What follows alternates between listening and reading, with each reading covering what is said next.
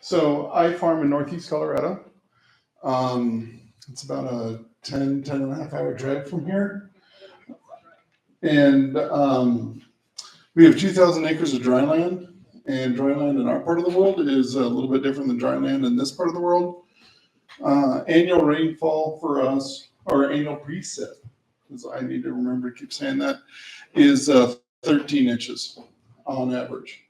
Now that average plays in with back in 22, we had 6 inches of precip for the year. In 21, we had 22 and a half. Of that 22 and a half, the first 7.5 or 9.5 inches came in 7 hours. And in the next 45 days was the rest of the 22 and a half inches. And we did not get significant rainfall for 18 months. So we like to refer to ourselves as pretty extreme. We have a very fragile climate and have to find different ways of doing what we're doing. It's a 2,000 acre dryland operation that I farm with my parents. It was originally purchased by my grandfather in 1950. My family had been involved in agriculture in Colorado for 140 years. Prior to that, they actually farmed in Iowa. And I'm pretty sure I know how the conversation went at the dinner table one night of, it's too easy to farm here. Our descendants are not going to appreciate us. So let's move to Colorado and give them a little challenge for the future. We're too good of farmers to farm in Iowa. Now, I'm not saying that. Iowa farmers, there's actually some rather creative, interesting ones there. I had originally come back to the farm after graduating from college. One of the smartest things I ever did was not to get a degree in agronomy. My degree is in math and computer science with an area of special interest in business. The reason that was so good is because I don't know what I'm doing is wrong. I never was taught you're not supposed to do those kind of things. And so it actually gives me a leg up on stuff. And you see a lot of the innovators are actually in that same boat. They never learned that it was wrong. So then when they go to change, it's not as much of an issue. We actually have 2,200 acres. There's 200 acres of pasture. And this last year, we actually seeded 140 acres of pollinator strips. And so really in terms of arable acres, we're under 2,000 acres now. But I was, farming. When I graduated college, I had picked up a couple of quarters of land or a couple of sections of land that I was farming. My landlord had neglected to tell me that the land had a loan on it, and the loan was going to be due in a couple of years. And so a couple of years into farming it, they called me up and said, "Oh, by the way, it's selling." Thankfully, I had recorded the lease on the deed, so I was able to farm out the 5-year lease. But after the end of that, the farm wasn't big enough to maintain the two families. So I went out and I did some other things. I did some teaching. I got a degree, associate's degree in culinary arts, which I actually use more than any of my other degrees. And one of the most beneficial things that I did is I worked for an accounting office for about 3 or 4 years. I was the bookkeeper. I kept the books for 60 different operations. And it was really beneficial because I could see when people made decisions, how it would result. It wasn't the coffee house talk of, oh, I did this and this is what it yielded, because I actually got to see the statements. I got to see what was going on. It also allowed me to determine the conversion rate for coffee shop yield. It's 2/3 plus 5. So I actually said that to one of my neighbors once when we were talking, and you could see him doing a little math in his head, and it's kind of like, oh, geez, he's right. So in the fall of 2016, my parents came to me, and my dad was in his mid-70s, and he, said, "You either come back or we sell the farm," because physically he could not do it anymore. And I said, "Well, I'll come back, but we can't keep doing what you've been doing, because I'm not going to farm for 40 years, and at the end of 40 years, be wore out physically and emotionally, and really not have much more to show for what you'd done for that. So he agreed. The other arrangement that we had is he would do the book work and I would do the labor on the farm. He's the one that came up with that rule. He still complains that he got the short end of the deal. I keep reminding him he made that choice. So it's not on me. So when I came back to the farm in 16, this is what it looked like. Dad was an innovator. You're fine. Oh, I'm going to switch your mic out. Oh. I think the live stream is having a difficulty time picking you up. So we're going to move it over there. Well, they better be pretty husky if they're going to pick me up.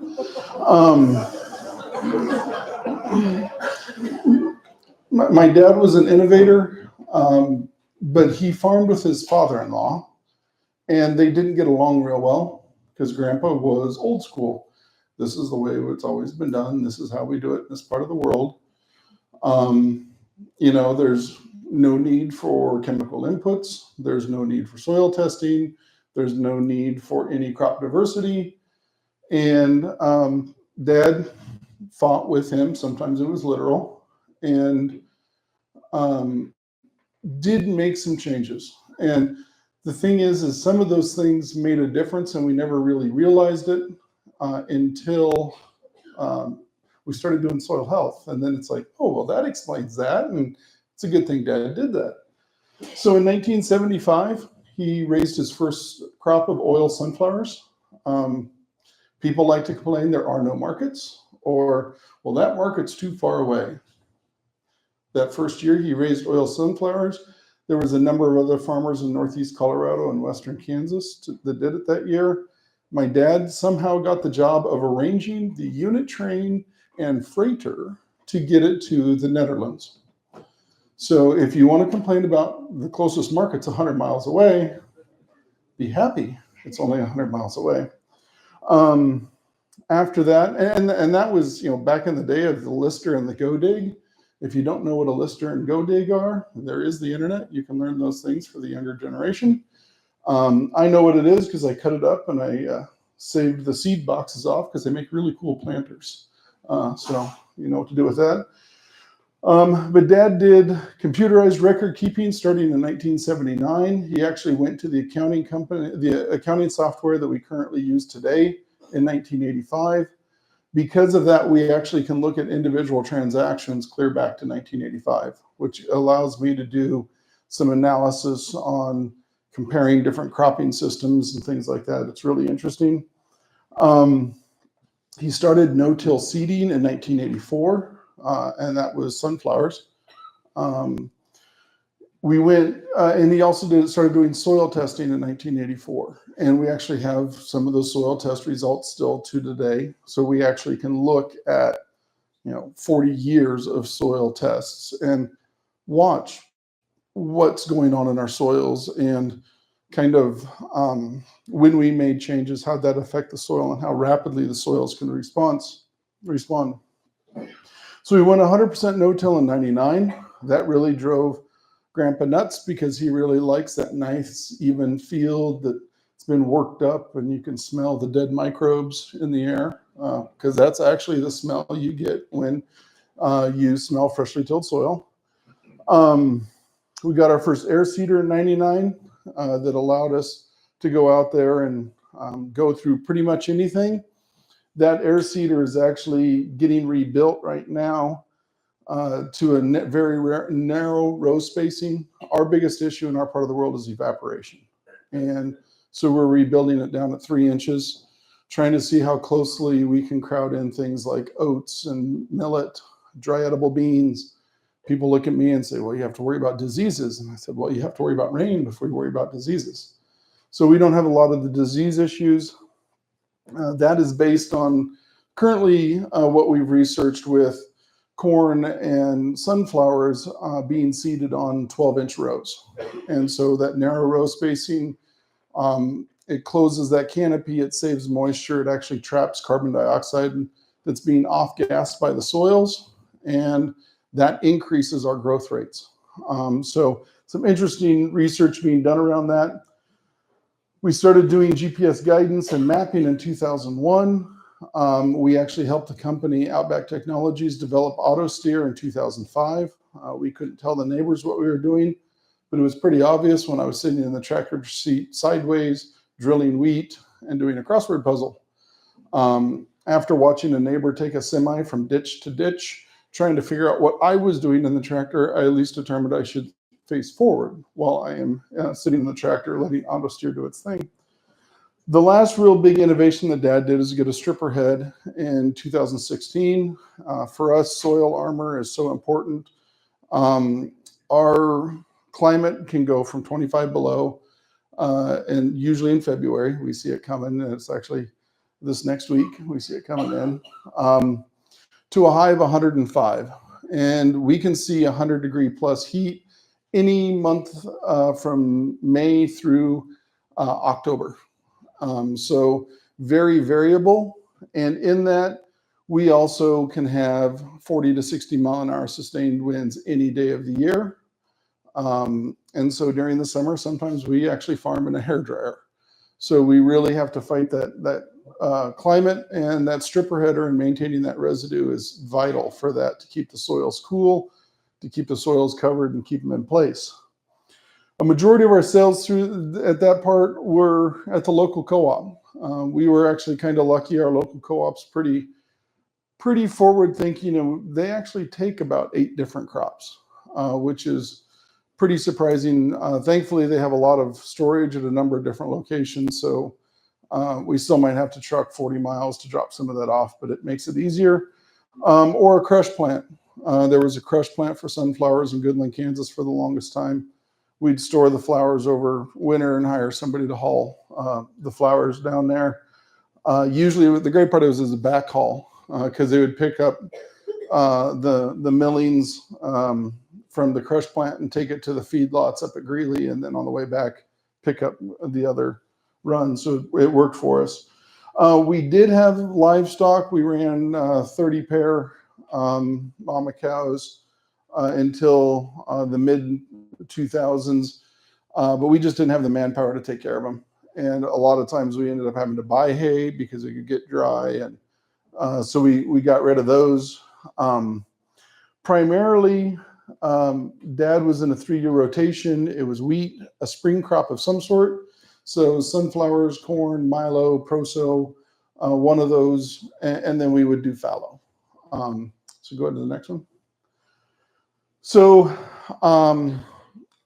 when I took over in 2017, I said, we're going to start making changes.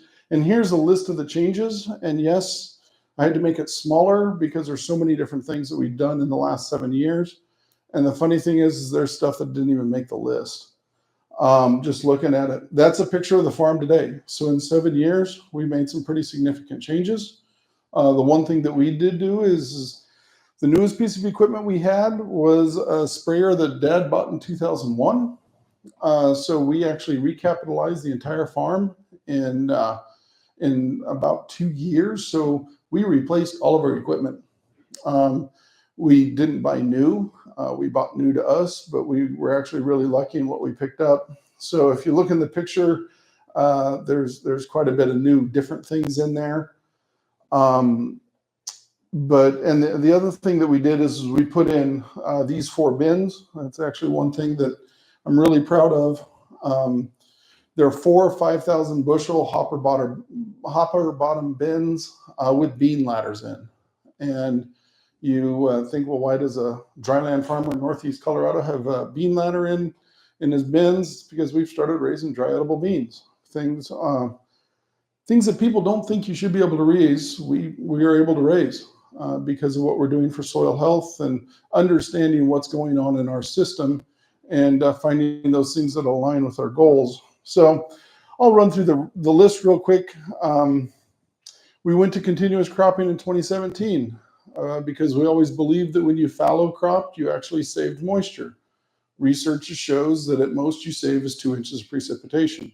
The rest of it either evaporates or percolates. So the crop that you raise is from the rainfall you get in that year. So that totally changed our system. Had the most pushback from my mom on that one. You know, she had lived on that farm since she was 9 years old. She goes, we don't get enough rain to do that. Well, the funny thing is we do get enough rain to do that.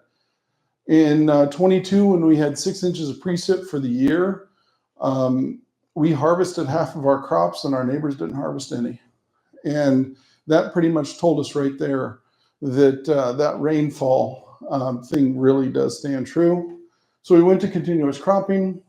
We started doing soil health testing. We went to the Haney test. We use Regen Ag Labs.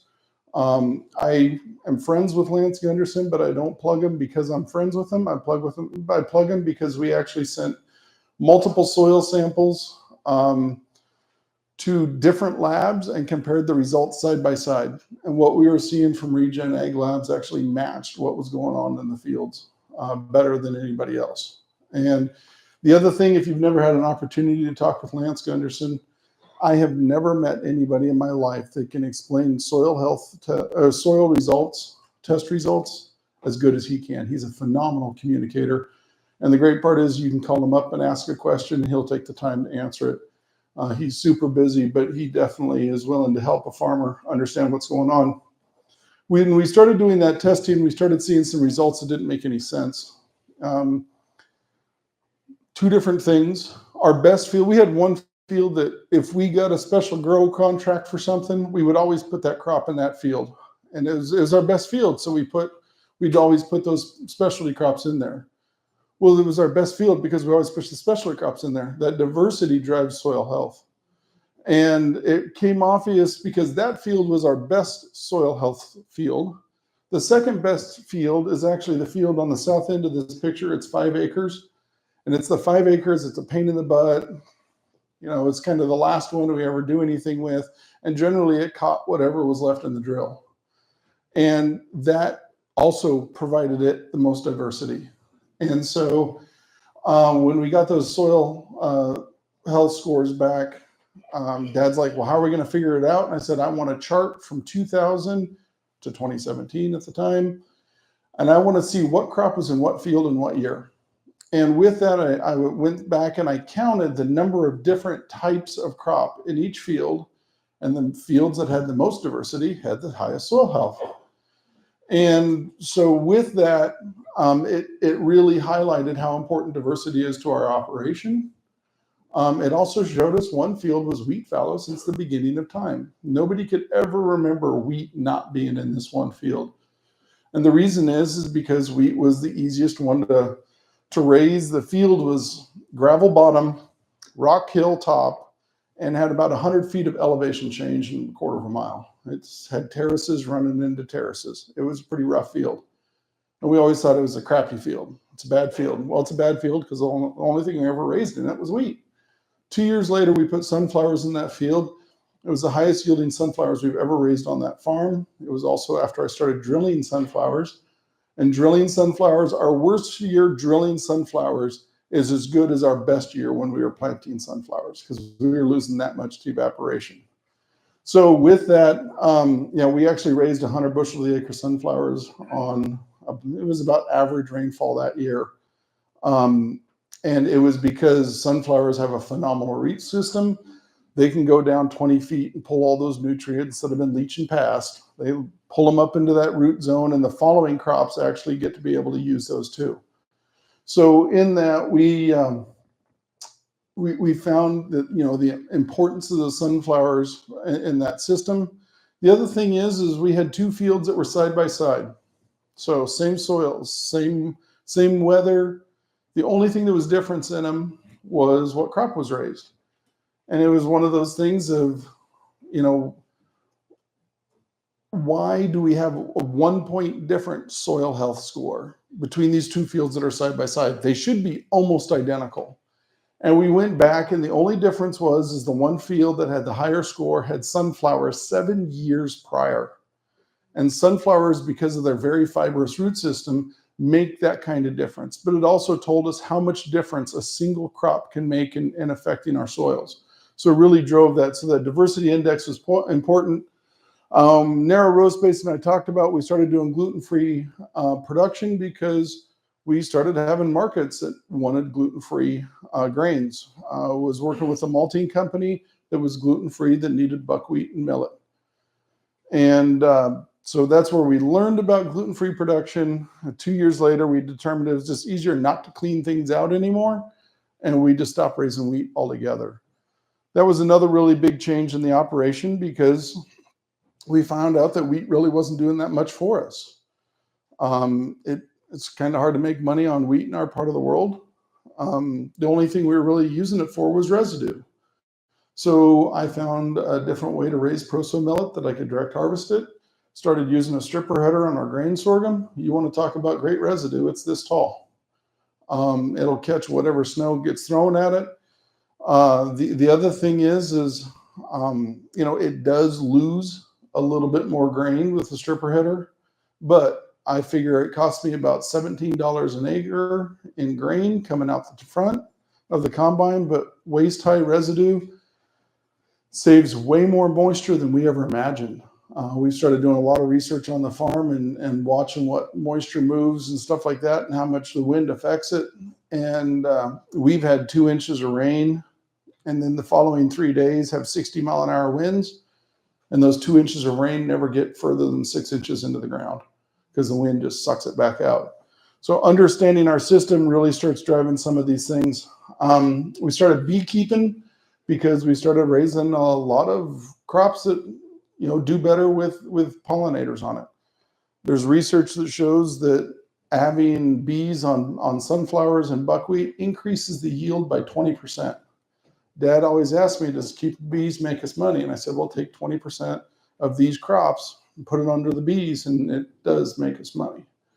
It also gives us something to sell, and that added direct sales. The reason we started direct sales is my dad says the most important thing for a farmer to do is to educate the consumer about what goes on the farm, because they have a lot of misconceptions. And if we never have a voice, and if we never have any friends, there's a lot more of them than there are of us.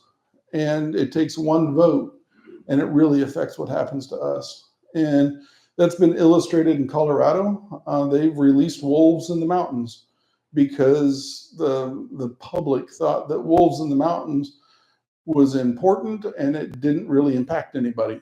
I have friends that are sheep farmers up in those areas, and it has been very impactful and very harmful. But we need to educate. We need to have those connections with the public. So we started direct sales. We started selling honey, dry edible beans in a bag. I bought a little grain mill, started milling wheat, start milling some of the other grains. At the time, I was dating someone who was gluten sensitive. And to me, food is community. And it made no sense to make 2 separate meals for 2 people sitting at home. So I tried to eat that gluten-free stuff. Gluten is delicious, number one. It has a good texture. Some of that gluten-free stuff, I wouldn't feed it to my dog, number one. I wouldn't feed it to my worst enemy. That stuff tasted horrible. It actually made me feel bad when I ate it. And there's a lot of different grains that are ground up in there that just don't sit well. And there's people that eat gluten-free, that the gluten-free makes them feel almost as bad as the gluten. So at that point, I have a degree in culinary arts. I can do better than this. So I started milling and started playing around with recipes, and I had some horrible disasters that were worse than the gluten-free that's in the store. It's hard to believe. But then I stumbled upon millet, and with that, I started a line of mixes, and they bake up just as well as things with gluten, and they taste just as good or better. And that's my standard as gluten. So we started selling those. So, we started our milling in there, and you see, if you can read it, milling goes from 2018 to 2024. It ended in 2024 because of crop insurance. They didn't like us milling our own grains because they thought we were hiding production, which was funny because, they wanted us to track our grain usage on milling down to the pound. And I'm like, well, when I take a semi to the elevator, that scale is accurate within at most 20 pounds. So how are you guys going to resolve that? And they didn't appreciate that being pointed out to them. But we agreed that we are just not going to deal that with the farm anymore, and we spun off Haxton Heritage Mills. We bought an Osterroller mill from Austria, which is what Bob had in his picture. That's an Osterroller. They've been around forever. Absolutely beautiful mills. Does a great job. So we're doing our direct marketing of our mixes that way. We played around with perennial covers. Cover cropping doesn't work in our part of the world because either you raise a cover crop or you raise a cash crop. And guys that are having success with covers in our part of the world have livestock. And so they're grazing it. And it's like, well, call it what it is. It's a forage crop. Let's stop calling it a cover crop. We're not raising 6-foot cereal rye that we're rolling down like they're doing. Some guys are doing back here. It doesn't work for us. It doesn't work in our system. So we don't do cover crops. Started playing around with perennials. I actually had living roots in the ground for 38 months until it decided to only give us 6 inches of precipitation for a year. And Dutch white clover needs more than 6 inches of precip to last for a year. We're actually kind of bringing some of that back, doing some research this next year. Added grain cleaning. We have an electro weeder, 15,000 volts, does a phenomenal job for killing weeds. It'll blow Palmer amaranth in half if you hit it with too high an amperage. But it's great in our dry edible beans. It prevents us from having to use herbicides. And it also gives us some custom income because the local sugar beet growers found out that it works really well for killing weeds and sugar beets too. We started playing around with rice in 22. First year it died in August. Last year, the head was in the boot when it died. And talking with my friends that know about rice, I just need to go earlier with it. I never imagined rice would be a cold tolerant crop. Come to find out, it is. And it can take a freeze. It actually could take some snow on it. So we're going to push it into April to see if we can get a crop on it this year. Now, part of the deal when I came back, my dad said I could do anything I wanted as long as I had a market. And there was a chance of it growing in Colorado. So, I went to a conference, and every time I come home from a conference, I have to do a debrief with my parents. They want to know what I learned. And I was excited about this one. I'm like, man, this is going to be some fireworks. I had fun and wild messing with my dad. So I come home, and they're like, well, what did you learn at this conference? What are we going to do different this next year? I said, we're going to raise rice. And I expected Dad just to, go off the deep end. I was like, this is going to be phenomenal. I'm going to have fun like this in a long time. And he looks at me and goes, where's your market? And at that point, I knew things had changed on the operation. I knew at that point that my parents believed in what I was doing, which is a blessing. And I just looked at him and said, do you know how many chefs there are in Denver that would love to have Colorado grown rice on their menu? I have a chef that he's like, as soon as you start producing rice, he goes, I'll give you whatever you want for it. I'll sign a contract for it. I'm figuring $5 a pound is pretty fair for Colorado rice. It's right in the middle of the market on account there isn't any other. And they're selling to, they're the restaurants that are $250 a plate, and you show up and you eat what you're given. It's kind of like when I was a little kid. Except there's probably a little bit better than hot dogs. But there's those markets out there. So beyond that, started playing around with different seed treatments and doing experimenting with seed treatments, started carbon tracking our soil organic carbon using satellite data. Really interesting to see because we can see what's going on in our fields from space and seeing we're making a difference. Put in the pollinator strips this last year. Super interesting to see. The grasshoppers lived all year in the pollinator strips and never went into the fields. Brix value is something that we track in our crops. Brix is dissolved solids. And so what sugar is flowing through your plants. If you have Brix levels of at least 10 and really 12 is better, the higher the number, the better you are. It just weeds out what insects will eat what. Dr. Thomas Dykstra from Florida talks about this, has a great presentation. It's on YouTube. If you're lucky to hear him speak in person, he's really interesting. But once you hit 12, the only thing that'll eat your crops is grasshoppers, and even then they don't like it. That's also when your nutrition shows up. That's also when your flavor shows up. So we really are trying to push that. And this last year, yeah, the grasshoppers would eat the Palmer amaranth and the kochia and the pollinator strips, but they wouldn't touch the crops themselves. Neighbors are starting to spray for grasshoppers, and agronomist who's, classically trained, he doesn't do a lot of soil health stuff. He come, well, we might have to spray those. I said, well, wait, we'll see. And sure enough, we never had to spray them. And they just hung out there in the pollinator strips all summer long. The really cool thing is in the middle of oat harvest, out there harvesting, you see bugs flying up, and there's this thing flying up, and it had white wings. And it's like, what in the heck has white wings? And finally, one of them landed on the hood of the shellborn. It was a praying mantis. And we had praying mantis everywhere. And praying mantis will eat anything. I mean, they'll even eat small bats, and they get a hold of them. So they'll eat grasshoppers. And with our pollinator strips, we now have 90 feet at the headlands of all of our fields that we turn on. But they also have places for the praying mantis to lay their eggs that'll be undisturbed throughout the year. So adding those little ecosystems make a huge difference.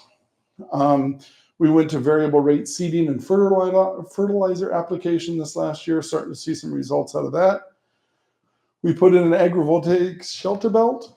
It actually tracks the sun like a regular old solar system until the wind speed hits 15 miles an hour. Then it goes vertical and acts as a windbreak. And it's pretty amazing what the results we're seeing out of that. 120 feet downwind of the shelter belt, we saw a 30% reduction in water usage in the crop. Next to the shelter belt, the crops used half as much water, which really tells us how bad that wind really is in Colorado. Currently, we're trying to negotiate with an AI company to build a server farm on our farm. And part of that deal is they put shelter belt up every 250 or 240 feet throughout all of our fields. Then we get to play around with microclimates. We're working with some researchers at Cornell that figure out how we can set that during a blizzard, so we'll be able to lay that snow flat on a field in the middle of a blizzard. And that would really make a difference instead of it all being piled up at the edge of the field. This year, we've also released an online community called Seeding Circles. I have to give credit to my partner, Emily. She has done a phenomenal job putting that together. And actually, last night stayed up late to get some new parts into it. What it is an online community where farmers work with other farmers. I wrote a marketing workbook on how to find markets and how to develop that marketing image for your farm. And then she took that, and we're turning it into a community where farmers can work together. I've raised crops that nobody's raised within 1,000 miles. And I would really like to have farmers across the country that'd be like, hey, has anybody raised buckwheat before? So that way I don't spend 3 years trying to figure something out. Straight out of the gate, have a lot better chance of at least knowing not what to do, and finding those things. The other interesting thing about that is we have food companies approaching us and like, well, can we have access to those farmers? So they're going to be part of that too, where they actually can post what they're looking for other markets. So adding that piece, we're going to try some sesame this next year. We're going to try a new product called Sustain. It actually holds residual herbicides on the surface instead of leaching. Our biggest challenge is Palmer amaranth. Palmer needs 1/8 of an inch of clean soil to germinate in. So you have a residual herbicide out there, you get rain, it leaches down. The Palmer will germinate on top of that and then run a root through it.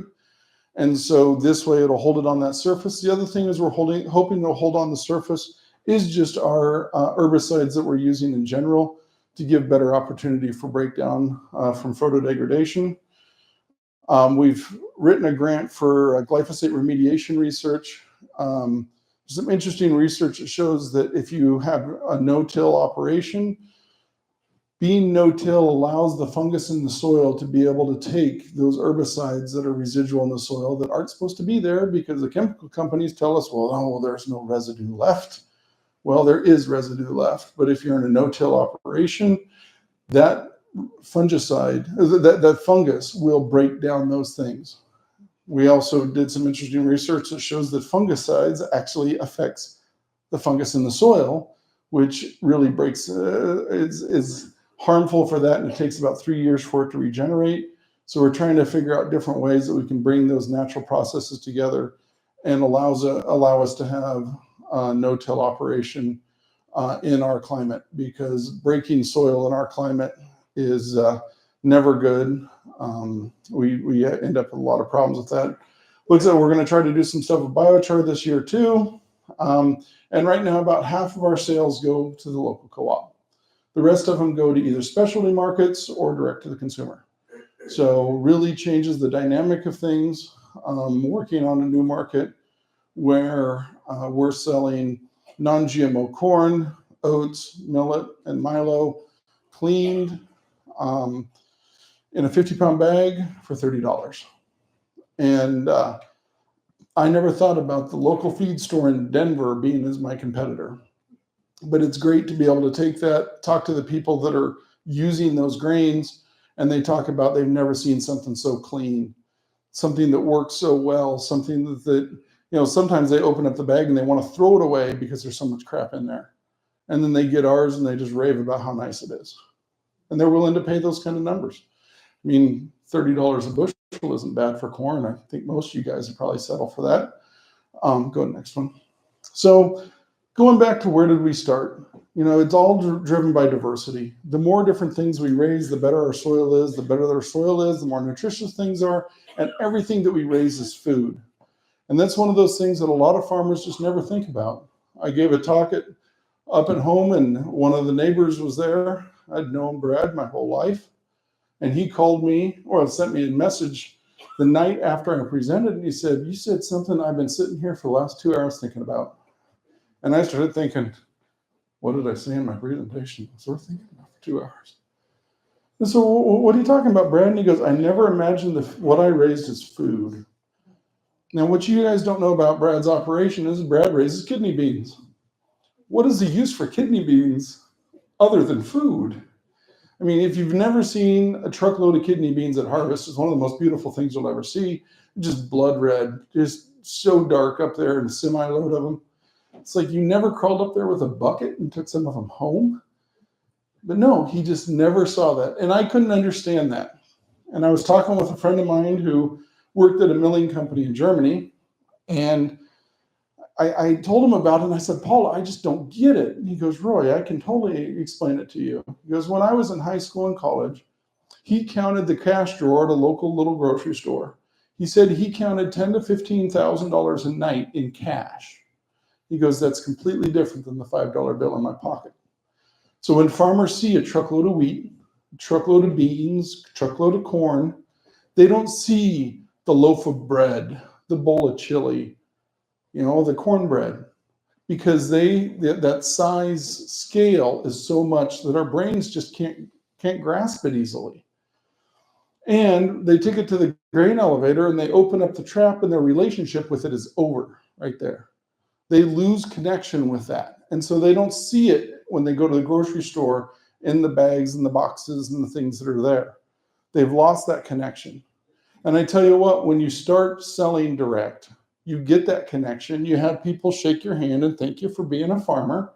You have people that talk about how they never imagined that they could eat things that tasted good again because they had to go gluten-free. It's a completely different relationship with food. And that's one of the biggest reasons we have our online community, is because farmers have lost their identity in that. They have lost that they are feeding people. In their minds, and they don't necessarily consciously see it, they are feeding a system.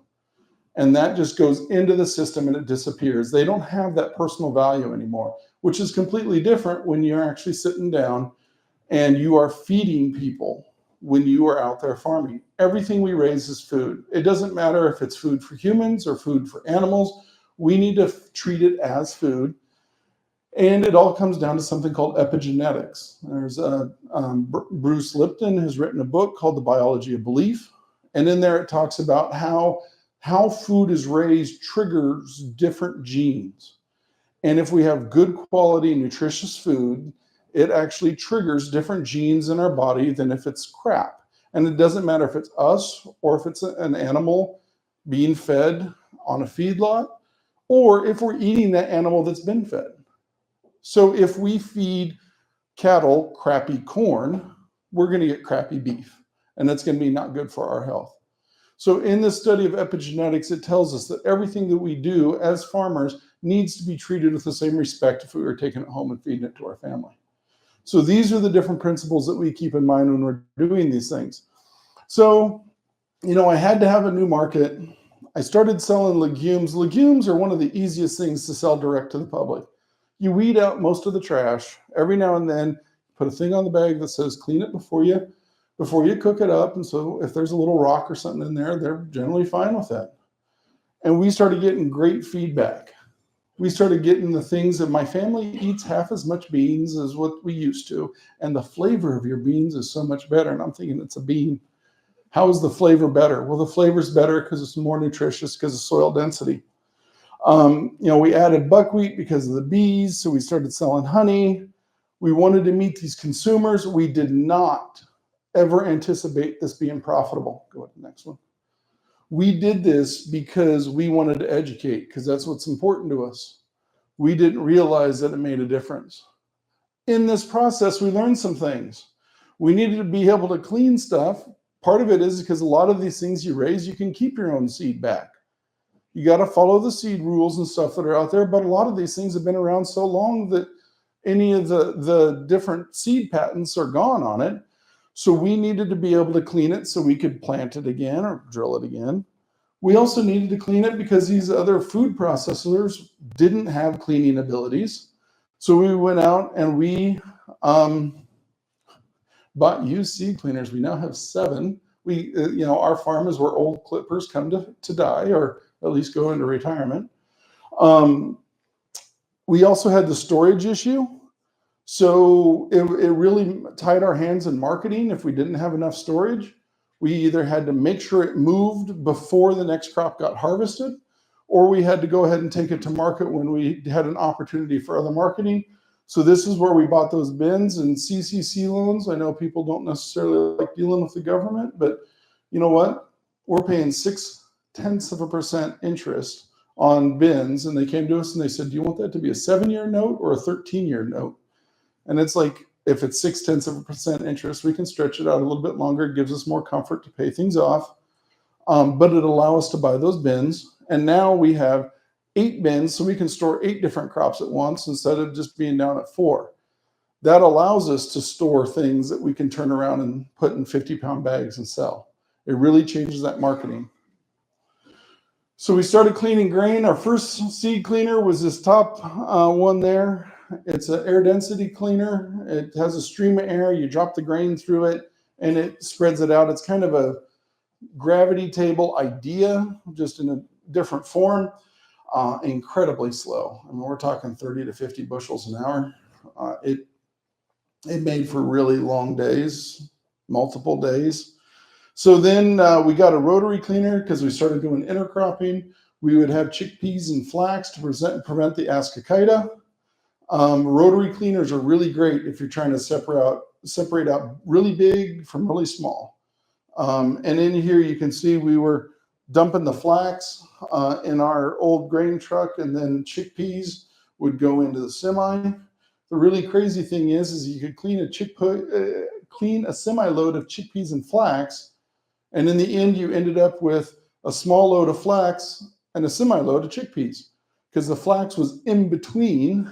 It actually didn't change the quantity of the main volume, but it allowed you to have the separate crop to sell. If you want to press something for oil, you should think about pressing flax oil. It goes rancid very quickly, about 30 days. What you buy in the store is actually already rancid by the time it gets to the store. What they charge in the store is about $256 a gallon. So if you're thinking about something, yeah, there's a different market. Getting a press is not that hard, and they're not very hard to run, actually. And then we have our main cleaner. It's a Clippard 248 BDH. It was made in 1969. We bought it from a bean company. Who knows how many hundreds of thousands of bushels have run through that thing. Took a little bit of work, and it's a sweet running piece of equipment. So with our mixes, we started having to do some other stuff. Initially, when I first started doing this, I'm not intended to sell very much. I was literally scooping it with measuring cups. Every time I'd make a mix, I'd scoop of this and scoop of that. And the local food pantry called and ordered 650. That really took care of that in a hurry. And I started learning how to weigh things into 5-gallon buckets, stir it together, and then measure it back out of the bucket. Well, when you start having stores being interested in what you're doing, once again, you change kind of your scale. And so this is the equipment. We just got it going this fall. Took an old building, had to completely remodel it. The really cool thing is I have a friend who's into energy efficiency. He does a show on PBS in Denver talking about the efficiency of homes. He heard what we were doing with our agrivoltaics. He's like, oh, that's really cool. You're raising these crops around this. You know, what else are you doing? And I said, well, Paul, you know me. I'm just rebuilding this building, and it's a double 2x4 wall construction. So it's super insulated, and we're using wool insulation and doing this and that and the other. And he's like, wow, that's really cool. Would it be okay if you know, I talked to the PBS channel in Denver about coming out and doing a story about your crops and the agrivoltaics and talking about your milling facility? Yeah, it's called free advertising. You can't buy advertising like that. And so we're in negotiations on that. Hopefully that'll happen this next year. So I ended up, that's my Oster roller mill.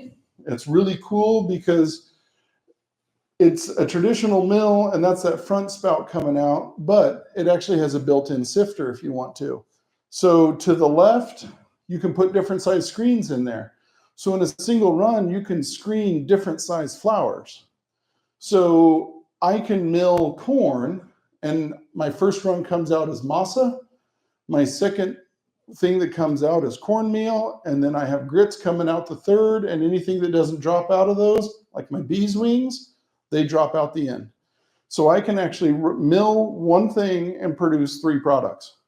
It's a really cool mill, family-owned company out of Austria. Takes a while to get here when you order it. Generally, they have to build it when you order it. I was lucky they had one on the floor, so it only took 6 weeks to get it here. It's always fun to get an email and say, well, your package is on this boat in this container and will be heading, you know, to this port. And then it landed in the port, and it got on a train, and it went on a train to Kansas City, where they unpacked the mill out of the container. And then they shipped it to Denver, where it went through customs. Yeah, figure that one out. So it went up to Denver and picked it up there. It's always fun to go there because they're like, what are you doing? It's like, I'm a farmer. And they look at you and go, what is a farmer picking up something at customs? It's like, well, last time it was a tuba. This time it's it's a grain mill. Next item next to that is a dry powder sifter. Next to that is a bagger. That bagger is the sweetest thing because you just put the bag on it, you hit a button, and it drops in the exact amount. And, you know, our brownie mix is 332 grams. Just drops that amount in the bag. And the last thing's a sealer, and it's got a little conveyor belt on there. You set it on that thing, and it rolls through, and it seals the top of it. You've already put your labels on, and it takes care of all that. It's really sweet. So we did this to help build community and help meet the people that are using the grains that we're growing. This is not what we ever intended to do. I never in a million years imagined this. And it has led me places that I couldn't imagine. I've been featured in a documentary by the Colorado Department of Agriculture where I'm making pancakes. Of all the things I've done in my life, me being filmed making pancakes is not on the top of the list of why I'd be filmed. But it's really cool because people are understanding, people are hungry to know where their food comes from. People are desperate for that connection back to the land. There's a study out there that says over 75% of the population in the United States today is at least a couple generations away from the farm. So their connection to their food is virtual. It's on their phones, it's on the internet, and they'll believe anything that's there. And if you give them the opportunity to come out and look and see what's going on and ask questions, they rapidly understand how important farmers are. Where right now, farmers are just 2% of the population that are out there doing their thing, making a mess. You know, their interaction with them tends to be traffic jams if somebody's farming close to the city, but they don't think about it as their food. Next one. So in that we're growing. Here's the picture of our Oster roller. Those two mills sitting on top of it was our first and second mill that we ever were milling with. So that is how far our scale has jumped. We went from milling 35 pounds an hour to a kilogram a minute. Kilogram, 2.2 pounds. World of difference on what we can do for scale. So now we've rolled out Haxton Heritage Mills, and like I said, Emily is a very talented individual. And a lot of these ideas are hers because she comes from the side of things of trying to understand what nutrition is doing. She has no background in agriculture. She grew up in Denver, but she understands how important nutrition in the foods that we eat are. And so she has developed our webpage for Haxton Heritage Mills. On all of our mixes is a QR code. And on that QR code, it encourages you to scan it and see where your grain has been. On there, you look at your lot number and it'll tell you what field that crop was grown in, the day it was drilled, the day it was harvested, what bin it was stored in, the day it went through the seed cleaner, when it was milled, when it was tested for gluten-free, when it was bagged. So it has the story from when it came out of the ground until it went into that person's hand, where that's been. Funny thing is I was at a thing this last week, there was a representative there from Krusty's. I told him about it. He goes, wow, nobody can do that. I looked at him and said, well, a farmer in Northeast Colorado can do it. What's your excuse? The reason that they can't do it is because they don't buy from you guys. If they bought from you guys, they could tell that story. And food companies are starting to understand how important that is. And that is why being able to reach out and make those connections is important, because their consumer is telling them, we want to know where our food came from. It's starting to be important. COVID was a disaster. There's a lot of bad things that happened there. But the good thing that came out of there is it taught people that food is important and that food has value beyond just eating it. I totally agree with Bob. The worst thing that ever happened to farmers in this country is cheap food, because it can be thrown away. If people were spending a third of their paycheck on food, I guarantee you they wouldn't go to McDonald's anymore. They would look for, where do we get the most value for that money that we're spending? They wouldn't throw things away. They would learn how to make things like bread pudding. I love bread pudding, because it's one of those it can't be consumed in its original form. The bread's too stale. What else can we do with it? Yeah, my grandparents, they grew up in the 30s, and the food that grandma cooked was completely different, because it was one of those, everything was valued. Everything, you just did whatever you could with it to maintain it as far as you could to get the most value out of it. Cheap food in America has gotten rid of that. And with that, the farmer also has lost its value, because what we can be raised, be thrown away, and it doesn't really matter. But it does, because it affects what's going on. And we have to teach people how to do this. The next one. So people always ask me where. They're like, there are no markets. And when I started doing this, I totally agree with you. There are no local markets. I can't sell what I'm raising direct. I don't live in Denver. Well, I'm 2.5 hours away, so I can get away with it. But there are no local markets. There's no other crops that I can raise. And I totally agreed with that, until one day I had to go to the local fairgrounds for some reason. And I drove past Jack's Bean, which Jack's Bean's been there for 50 years or better. I had never thought about selling to Jack's Bean. I'm a wheat farmer. I don't raise beans. Well, why not? There's no reason. I can figure this out. There are markets all around us, and we drive past them every day. And we just don't see it because those are the blinders that we've been put on us by the commodity market of you got to take the thing to the elevator. That's where your markets are. You don't market other places. You don't raise other things. This is what we do. Well, we don't have to do it. I have a friend, he used to work for Ardent Mills in Denver. And we were talking one day and he goes, Roy, I don't understand farmers.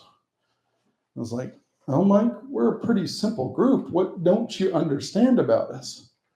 And he goes, well, I watch farmers every year and they fight over the same piece of the pie every year and they live in the bakery. And he's absolutely right. We choose what goes in the ground on our farm. We're not told what goes in the ground. We get to choose that. And we've kind of gotten lazy. And part of it is because this is what we've been told by the insurance people. This is what we've been told by the government. This is what we've been told by the local marketing stuff. This is what we have to do. And I will agree that it's riskier because we don't get that insurance. To be honest with you, we're fighting with our local farm credit right now because they don't want to renew us because we don't do what everybody else does. And yeah, it's stressful. And the really interesting thing is my father, who has run into this before 20 years ago. Back then, it was one of those, what are we going to do? We're in trouble. Now he's the first one to come up with a list of ideas. Because he goes, we can't change what we're doing because what we're doing is right. It's right for the land, and that's why we're farmers, is because we're stewards. We're to take care of the land. That's what we're taught. But we've been forced into this system because this is what the government tells us. This is how we protect ourselves. This is how we keep the farm. Because in the back of our minds, my family's been farming in Colorado for 140 years. This farm has been in my family since 1950. If I screw up and lose it, I don't lose just what I've been working on. I lose everything my family has worked on for generations. And if we don't recognize that, that's hanging over our heads. We need to at least identify it and go, yeah, that's true. And you know what? Those other generations were creative and they came up with ways to keep the farm. And if they looked at what we're doing, they would want us to find different things to do. They wouldn't want us to copy it if that meant that we're going to lose the farm, if that means we're going to keep ruining our soils. They would encourage us to find a different way to do it.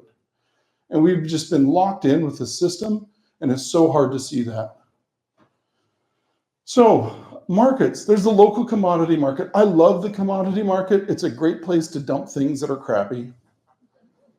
Sometimes you get some weedy wheat or something. You can take it to the elevator and they're like, this is pretty good wheat. And you're like, yeah, this is my crappy wheat. You guys go ahead and enjoy it. Yeah, it's for you. I'm not going to sell this to the food company that I'm talking to about, buying my grain. I brought it here because I know running it through my seed cleaner is going to be a pain in the butt. So I'm going to bin the stuff that's worth keeping. And the rest of it, I'll go to the commodity market and it'll probably be some of the best quality stuff that they get. It's kind of funny. We're not paid for quality by them. They don't care about quality until they sell it. And what do? They take your good quality stuff and they blend it with the crappy stuff and they sell it and make a profit on it. We don't have the ability to blend because we're not big enough. It's all about blending for them.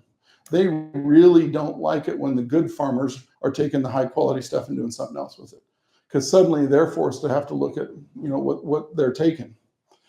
So you got to look for local specialty processors.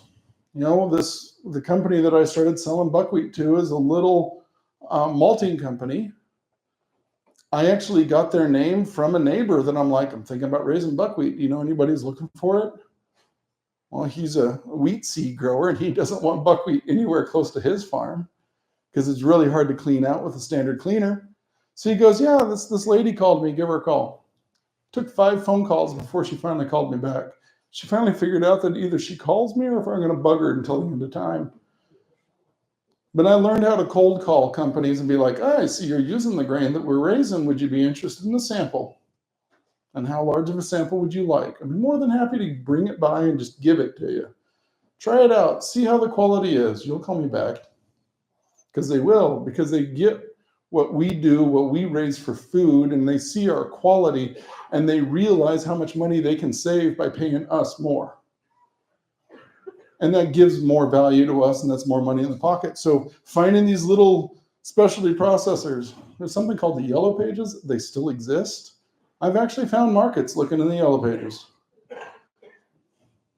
Cover crop companies. Northeast Colorado, nobody raised cover crops. But you know what? We can raise those grains that go in cover crops. And they really like it because we can provide those and fill those markets. And they probably get shipped into this part of the world and sold to guys for cover crops. It allows me diversity in my operation because I get to raise all this diversity. But I actually get money for it. Farmers markets. More processing, more hands-on. I tell people you make more money when you sell direct to the consumer, but you will earn every penny of it. It's not easy. And it's stuff you have never done before. I'd never run a seed cleaner before. I kind of got that one figured out. I'd never run a grain mill before. Kind of got that one figured out. But it's one of those things, I'm a creative guy. I can figure this out. You know, it's just like I read a book once on house contracting.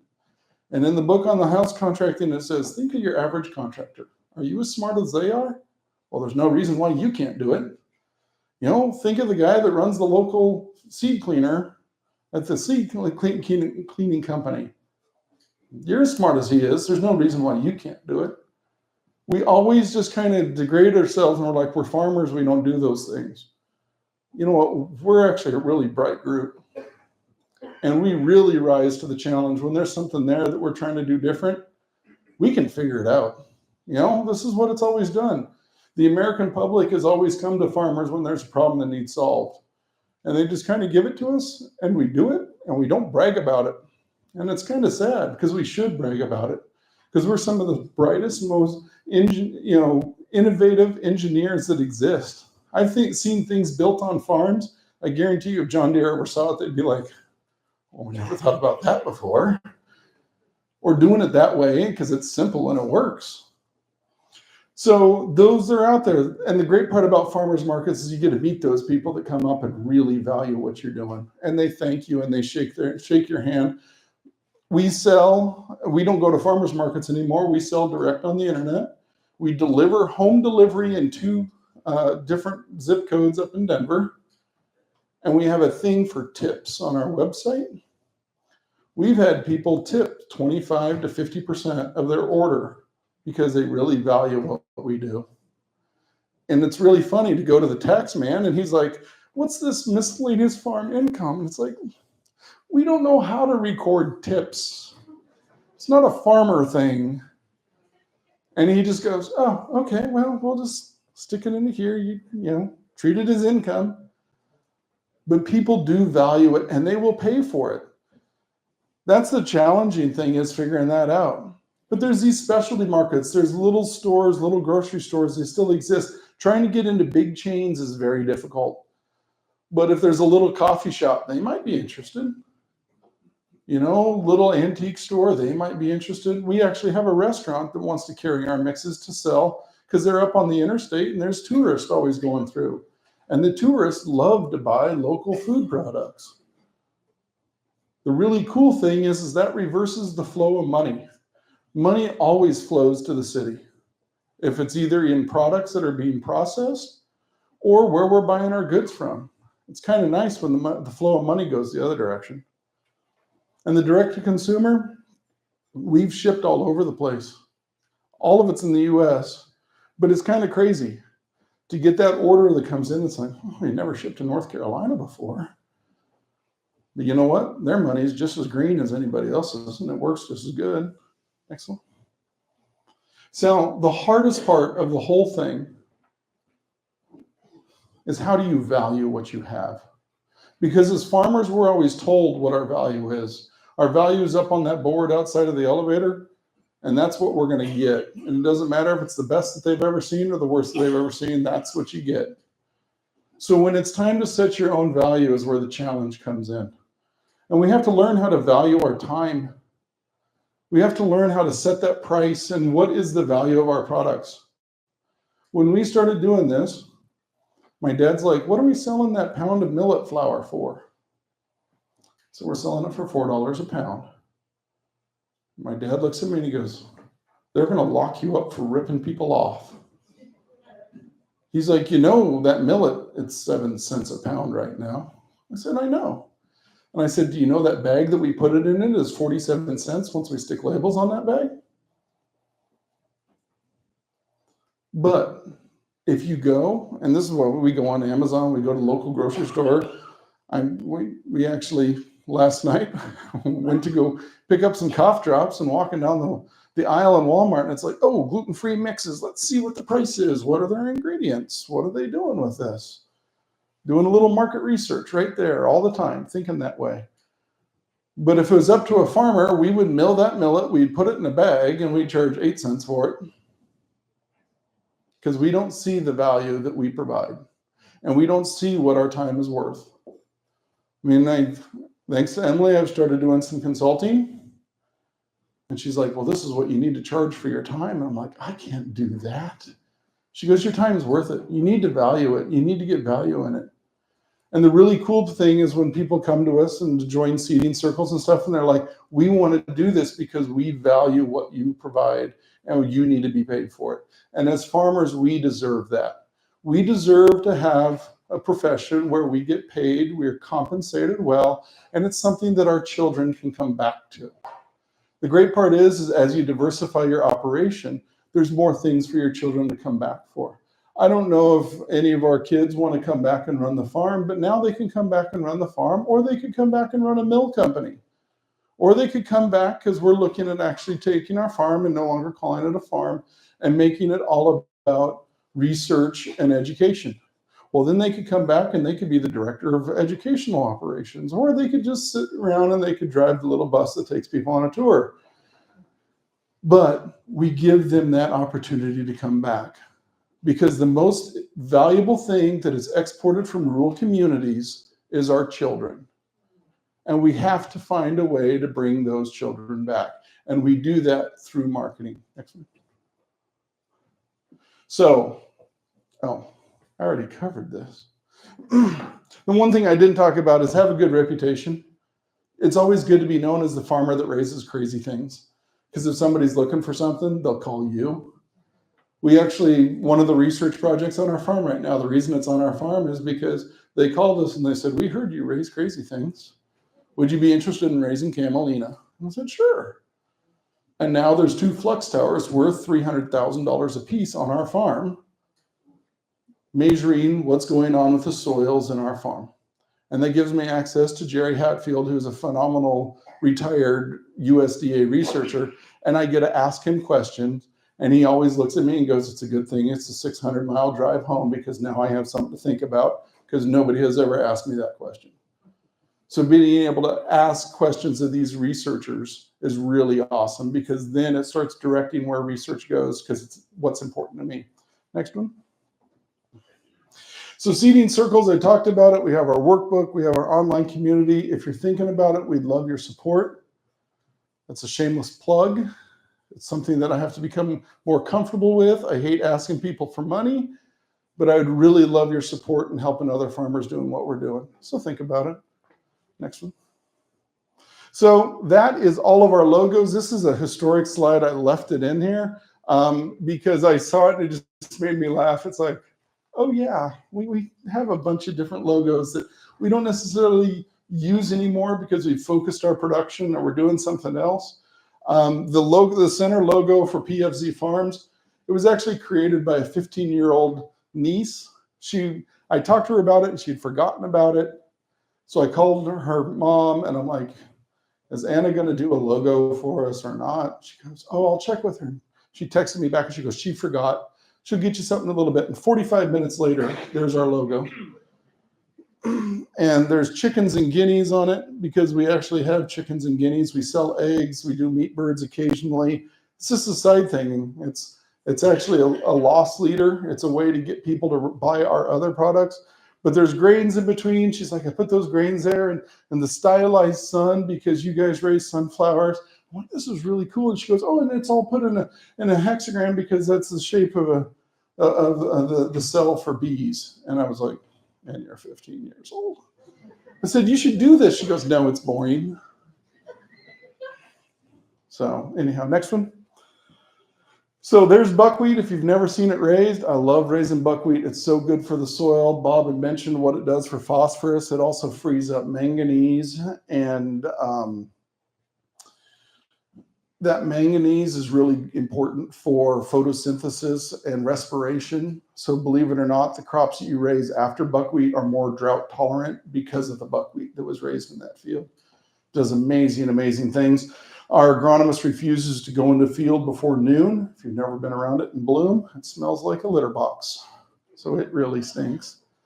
But it makes the most delicious honey, which 3% of the population tastes it, and it tastes like cat pee. So there's buckwheat, and there's my contact information.